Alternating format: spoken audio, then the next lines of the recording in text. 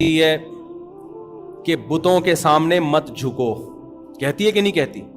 کل جدہ میں مجھے ایک انڈین ملے، مسلم تھے، انڈیا کے تھے، کہتے ہیں مفتی صاحب میں حیران ہوتا ہوں، اتنے پڑھے لکھے ہندو انڈیا میں سمجھ میں نہیں آتا یہ پتھر کی مورتیوں سے مانگتے کیوں ہیں؟ یہ کہہ رہے ان کو کیا ہو گیا؟ چلو کوئی جاہل ہو، اول تو جاہل میں بھی اتنی سینس تو ہوتی ہے نا،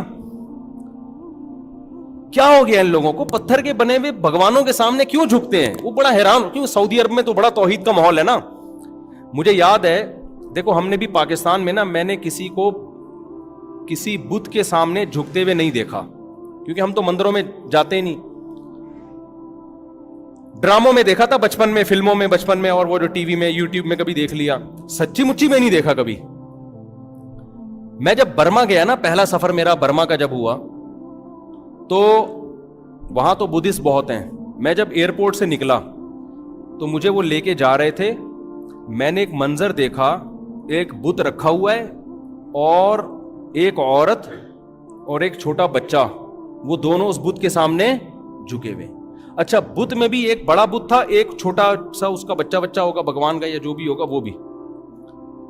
میں نے نا اس سچی مچی میں یہ منظر پہلی دفعہ دیکھا تھا، جیسے لوگ مجھے ویڈیو میں دیکھتے ہیں، جب سچی مچی میں دیکھتے ہیں کہ ارے یار آج آپ کو سچی مچی میں دیکھ لیا تو ایک حیران سے ہوتے ہیں نا، ایک الگ کیفیت بنتی ہے۔ تو میں کہتا ہوں یار ہم تو وہاں بھی سچی مچی میں ہی دیکھا آپ نے، اب بھی سچی مچی میں ہی دیکھ رہے، لیکن جب عملی طور پر انسان کسی کو دیکھتا ہے تو ایک الگ کیفیت ہوتی ہے۔ بھائی میں نے جب وہ منظر دیکھا ہے نا، میں عجیب، میرے پر کیف، میری آنکھوں سے آنسو نکلنا شروع ہو گئے، مجھے اتنا ترس آ رہا اس انسان کے اوپر، اور حیرانگی ہو رہی کہ بھائی تجھے اللہ نے اتنا اشرف المخلوقات بنا، اس خاتون کے اوپر اللہ نے تجھے عقل بھی دی، تیری آنکھیں دیکھتی ہیں، تیرے کان سنتے ہیں، تو ایجوکیشن میں مہارت حاصل کر تو کتنی بڑی سائنٹسٹ بن جائے گی، تو عبادت کر کتنی بڑی عبادت گزار بن جائے گی، تو انسانیت کی خدمت کر، ہر انسان کو چاہے مرد ہو یا عورت ہو اللہ نے صلاحیتیں دی ہے نا۔ اور یہ تو کسی کام کا نہیں، کسی فیکٹری میں بھٹی میں بنا ہے، اتنی بڑی مخلوق جسے انسان کہا جاتا ہے، جس کے مقابلے میں کوئی مخلوق نہیں ہے، ستاروں پر کمندے ڈالنے کی باتیں کر رہا ہے، سمندروں کی تہ میں غوطے لگا لگا کے ہیرے جواہرات نکال رہا ہے، کیا کچھ انسان نے ایجاد نہیں کر لیا نا۔ صرف کھانا پینا نہیں ہے، انسان کی ترقیاں تو دیکھیں نا آپ، کیسے لوہے پہ محنت کی تو ہواؤں میں اڑا دیا، کتنی قابلیت، کتنی طاقتیں اللہ نے انسان کو دی ہیں، اور بیٹھا کس کے سامنے ہے؟ پتھر کے بنے ہوئے بت کے سامنے بیٹھا ہوا ہے، اور اس کے سامنے سر جھکا رہا ہے۔ اس بت کو اللہ اگر سینس دے تو کیسا ہنسے گا اس کے اوپر کہ تو نے مجھے بنایا ہے، جو مشینیں تو نے بنائی ہیں نا، فیکٹریاں تو نے بنائی ہیں، تیرے سائنسدانوں نے بنائی ہیں، میں ان میں بناؤں۔ پہلے ہاتھوں سے بنتا تھا، ٹائم لگتا تھا، اب جاپان کے سائنسدانوں نے ایسی مشینیں بنانی ہے، ادھر جناب مسالہ ڈالو، بھگوان بن کے فوراً باہر۔ میرا مقصد خدا کی قسم کسی مذہب کا مذاق اڑانا نہیں ہے، میرا مقصد انسانیت کے بارے میں یہ بتانا ہے کہ انسان کو اللہ نے بہت بڑی فضیلت دی ہے۔ وَلَقَدْ كَرَّمْنَا بَنِي آدم، قرآن کہتے ہیں ہم نے بنی آدم کو بڑی عزت دی ہے۔ وَحَمَلْنَاهُمْ فِي الْبَرِّ وَالْبَحْرِ، سمندروں کو بھی اس کے تابع بنا دیا، اور ہواؤں اور خشکیوں کو بھی مسخر کر دیا۔ ساری کائنات تجھے سجدہ کر رہی ہے، انسان کو سجدہ کر رہی ہے، اور انسان اپنے ہاتھ سے بنائے ہوئے پتھر کو سجدہ کر رہا ہے۔ میں نے جب یہ منظر اپنی آنکھوں سے دیکھا نا، حالانکہ ویڈیوز میں، کلپ میں تو بہت دفعہ دیکھا تھا، کچھ بھی نہیں ہوا، میں عجیب، اور میں بار بار یا اللہ تیرا شکر ہے تو نے مجھے مسلم گھرانے میں پیدا کر دیا ہے، اللہ تیرا شکر ہے تو نے مجھے مسلمان پیدا کر۔ خدا کی قسم اپنے ماں باپ کا نا سب سے بڑا احسان یہ ہے کہ ان کی وجہ سے تمہیں کلمہ ملا ہے۔ کچھ بھی نہ تمہارے ماں باپ کا تم پر احسان ہوتا نا، کچھ بھی نہ ہوتا، نہ کھلاتے نہ پلاتے، گھر سے نکال دیتے، یہ کم احسان ہے کہ وہ مسلمان تھے جس کی وجہ سے تم کیا ہو، تم بھی مسلمان ہو۔ یہ احسان یہ بھی تو ان کی وجہ سے ہوا نا۔ اگر ہمارے ماں باپ اسلام کو چھوڑ دیتے پتہ نہیں ہمارا کیا بنتا۔ وہ موت تک کیا تھے؟ ایمان پر موت ہوئی ہے، ایمان پر، جس کی وجہ سے ہم بھی کیا ہیں، اللہ نے ہمیں اس بہت بڑی آزمائش سے بچا لیا۔ کلچر، سوسائٹی، خاندان انسان کو جہنم کا ایندھن بنا دیتا ہے۔ کیسی پڑھی لکھی خاتون ہوگی، وہ کیا ہوگی بہرحال، اور وہ کیا کر رہی ہے، اس کے سامنے جھک رہی ہے۔ جب ہم قرآن میں وعیدیں پڑھتے ہیں، آج جو ہم نے آیتیں پڑھی ہیں نا قرآن میں، وَلَقَدْ ذَرَأْنَا لِجَهَنَّمَ كَثِيرًا مِنَ الْجِنِّ وَالْإِنسِ. اللہ کو بڑا غضب آتا ہے. دیکھو خدا احساس لیس ذات نہیں ہے, یہ ذہن میں رکھو. بہت سے لوگ خدا کو ایسے ڈیفائن کرتے ہیں کہ اس نے بنایا اور بنا کے بھول گیا. نا نا نا نا نا نا, ہم خدا کو سمجھیں گے, خدا کی صفات کو خدا ہی سے سمجھیں گے. اللہ بتاتا ہے کہ مجھے غصہ بھی آتا ہے, میں اپنے بندوں سے محبت بھی کرتا ہوں, مجھ میں غیرت بھی ہے. یہ ساری اللہ کی صفات ہیں. ہاں ان کی کیفیات میں ہم نہیں جاتے کہ اس کو غصہ کیسے آتا ہے. ہماری عقل سے کیا ہے وہ اوپر کی چیزیں. لوگ کہتے ہیں نا اس کا غصہ کیسا ہے, کیا وہ ٹینشن میں آ جاتا ہے. بھائی اتنی تفصیل ہمیں نہیں بتائی, لیکن وہ احساس لیس نہیں ہے. ہمیں قرآن و سنت سے پتہ چلتا ہے کہ جس خدا نے ہمیں بنایا ہے وہ اچھے کاموں کی وجہ سے اپنے بندوں سے محبت بھی کرتا ہے, وہ اپنے بندوں سے نفرت بھی کرتا ہے برائیوں کی وجہ سے, اس کو غضب بھی آتا ہے, وہ رحم بھی کرتا ہے. یہ ساری صفات ہیں اس کی. تو اللہ کو سب سے زیادہ غضب پتہ ہے کس وقت آتا ہے؟ جب کوئی زنا کرتا ہے, نا نا نا, اس پہ بھی آتا ہے بہت زیادہ. کرتا ہے نا نا نا, اس پہ بھی آتا ہے بہت زیادہ. جب کوئی چوری کرتا ہے, نا نا نا نا, اس پہ بھی بہت آتا ہے, لیکن سب سے زیادہ نہیں آتا. جب کوئی ماں باپ کا دل دکھاتا ہے, اس پہ بھی بہت غضب آتا ہے, سب سے زیادہ نہیں آتا. جب کوئی نماز چھوڑتا ہے یقیناً بہت غصہ آتا ہے, سب سے زیادہ نہیں آتا. جب کوئی قتل کرتا ہے بہت غصہ آتا ہے, سب سے زیادہ اس پہ غصہ نہیں آتا. جب کوئی چوری کرتا ہے اس پہ بھی بہت غصہ آتا ہے, سب سے زیادہ غصہ نہیں. سب سے زیادہ غضب اللہ کو اس وقت آتا ہے کہ جس نے آپ کو بنایا, جو آپ کا خالق ہے, جو خدا ہے, آپ اس کو چھوڑ کر کسی اور کے سامنے سر جھکاتے ہو.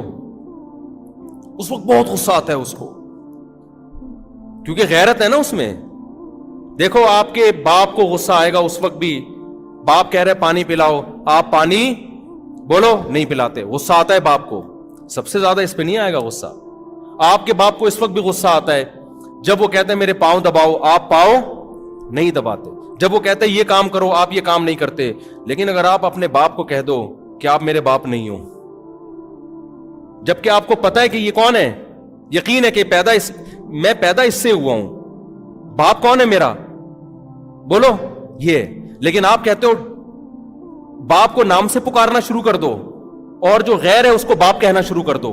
یہ انتہا ہو جائے گی غصے کی. باپ کہے گا تو نے میری ولدیت ہی چینج کر دی, تو نے آئی ڈی کارڈ سے نادرا سے میرا نام نکال دیا, اس کے بعد اب کیا ہے, بولو نا. بس اب نہیں ہو. اگر غیرت ہوگی, شوہر کو بیوی کی نافرمانی پہ غصہ آتا ہے, کھانا نہیں کھلایا ٹائم پہ, بد اخلاقی کر رہی ہے, لیکن اگر شوہر میں غیرت ہو اور عورت کہے میں رات اس مرد کے ساتھ گزاروں گی, تمہارے ساتھ رات بولو نا نہیں گزاروں, یہاں مرد کیا ہو جائے گا اگر غیرت ہے, وہ کہے گا یہ اینڈ ہے, یہ اب نہیں ہو سکتا. کیونکہ جو محبت شوہر کو ملنی چاہیے تھی, عورتیں فرما بردار بھی ہوتی ہیں, نافرمان بھی ہوتی ہیں, یہ سب کو ہوتا ہے عورتوں میں, کچھ اچھی ہوتی ہیں, کچھ تھوڑی خرابی ہوتی ہے. شریعت نے حکم دیا بھائی عورت کو ٹیڑھی پسلی سے اللہ نے بنایا, پورا سیدھا کرنے لگ جاؤ گے طلاق کی نوبت آئے گی, جیسی ہے برداشت کرو, چلاؤ گھر. لیکن ایک حد ہے نا. آپ کی بیوی کہہ رہی ہے میں نے رات کہاں گزارنی ہے, میں کسی اور کے بستر پہ سوؤں گی. شوہر بے شک میرے آپ ہو, تو آپ کیا کہو گے؟ اگر غیرت ہوگی آپ کہو گے بھائی یہ کیا ہے انف, اس سے زیادہ برداشت بولو نہیں ہو سکتا. دنیا میں زنا بھی ہوتا ہے, شرابیں بھی پی جاتی ہیں. اللہ نے ان جرموں پہ سزا رکھی ہے آخرت میں, لیکن اس سزا پانے کے بعد آپ جہنم سے نکل جاؤ گے. بے نمازیوں کو بھی سزا ملے گی, جہنم میں جلیں گے, سزا ختم ہونے کے بعد بولو نکال دیے جاؤ. جو ماں باپ کے نافرمان تھے سزاؤں میں جلیں گے, سزا ختم ہونے کے بعد بولو نکال دیے جائیں گے. جنہوں نے زنا کیا سزا ملے گی, نکل جائیں گے. سود خور سزا ملے گی, نکل جائیں گے. جو خدا کے علاوہ کسی اور در پہ جھکے, کسی اور سے مرادیں مانگنا شروع کر دیں, دینے والا وہ ہے, مانگ کس سے رہے ہو, کسی اور سے مانگ رہے ہو. اس پہ جتنا اللہ کو غضب آتا ہے اتنا کسی اور عمل پہ اللہ کو غضب بولو نہیں آتا. کتنی بڑی نعمت ہے توحید. تو مجھے احساس ہوا جب میں نے پہلی دفعہ پریکٹیکلی کسی کو دیکھا نا پتھر کے سامنے جھک رہا ہے, میں تو پورا ہی جو ہے نا ایک عجیب کیفیت میں چلا گیا. آنکھوں سے میرے آنسو نکل رہے اور اللہ سے, اللہ تو نے ہمیں اس عذاب سے کیا کیا, ہمارا کہاں کمال ہے بھائی. اور ایک بات بھی پتا چلی کہ کلچر تباہ کر دیتا ہے انسان کو. ایسا کام کرواتا ہے آپ کا کلچر, آپ کا خاندان, کہ آپ کو جہنم کا ایندھن بنا. ہندو پتھر کی عبادت کیوں کر رہا ہے؟ کیا کوئی سائنسدانوں نے کہا ہے؟ کیا کوئی سائنسی تحقیق ہے؟ کیا کوئی لاجک ہے؟ کیوں؟ میرے ابا کیا کرتے تھے, میرا باپ جھکتا تھا ان پتھروں کے سامنے, میری ماں جھکتی تھی, میرے دادا جھکتے تھے. ہماری پرمپرا ہے, ہمارا کلچر ہے.